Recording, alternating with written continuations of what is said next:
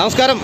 അങ്ങനെ തൃശ്ശൂർ രാഗത്തിൽ ചരിത്രം കുറിച്ചുകൊണ്ടിരിക്കുന്ന എമ്പുരാൻ എന്ന് പറയുന്ന സിനിമ 200 കോടി ക്ലബ്ബിൽ കടന്നിട്ടും സിനിമയ്ക്ക് ഗംഭീര തിരക്കാണെന്നുള്ളതാണ് ഒരു അനുഭവം വരുന്നത്. എന്താണ് പറയുന്നത്? തിരക്കന്നെ എപ്പോഴും എല്ലാ ഷോകളും ഫുൾ തന്നെ, എപ്പോഴും ഷോകളും ഫുൾ തന്നെയാണ്.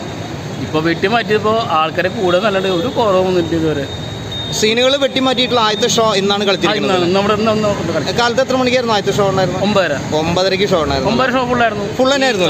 ഈ 1:15 ഷോ അത് ഫുള്ളായിരുന്നു. നീ 5 മണി ഇതേ ഫുള്ള്. അല്ല, കട്ടിങ് ചെയ്യാൻ പോവാന്ന് പറഞ്ഞപ്പോൾ അതിൽ മുന്നേ വന്നിരുന്ന ആൾക്കാരെ വീണ്ടും വന്നിരുന്നത് അത് തന്നെയാണ്.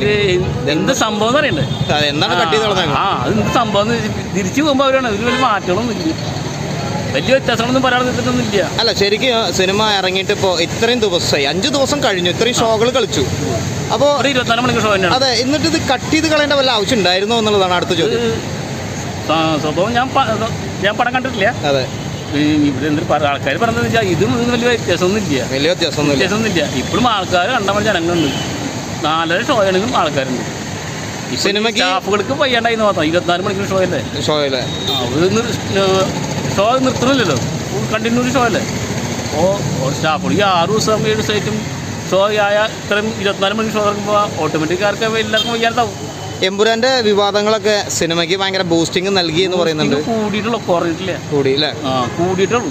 ശരിക്കും അത് വിവാദം ഒരു ബിസിനസ് ആയിരുന്നു എന്ന് പറയുന്നുണ്ടല്ലോ, ആൾക്കാരെ കൂട്ടാൻ വേണ്ടിയിട്ടുള്ള ഒരു. നമ്മളെന്തെങ്കിലും പറയാം അല്ല, നമുക്ക് പറയാറില്ല. പക്ഷെ എന്തായാലും നമ്മുടെ അറിവിൽ എന്താ കഴിഞ്ഞാൽ ഒന്നുകൂടി ആൾക്കാരെ കൂടിയെന്ന് മാത്രം, ബിൽഡപ്പ് കൂടി. ശരിക്കും ഇറങ്ങിയ ആദ്യ ദിവസം മുതൽ, ഇപ്പോൾ ഇവിടുത്തെ ഗാർഡായതുകൊണ്ട് ചോദിക്കുകയാണ്, ഇറങ്ങിയ ആദ്യ ദിവസം മുതൽ ഇന്ന് വരയ്ക്കും എങ്ങനെയാണ് പ്രേക്ഷകരുടെ ഒരു ഇതെങ്ങനെയാണ് തിരക്ക്? ഒന്നും ഒരു നെഗറ്റീവ് ഇല്ല, എല്ലാം പോസിറ്റീവ് തന്നെയാണ്. ആൾക്കാർക്ക് ഒന്നും കുറവില്ല. ഗംഭീര തിരക്ക് തന്നെയാണ്. അടുത്ത ഷോയും എല്ലാ ഷോയും ഫുൾ തന്നെ കൂടി.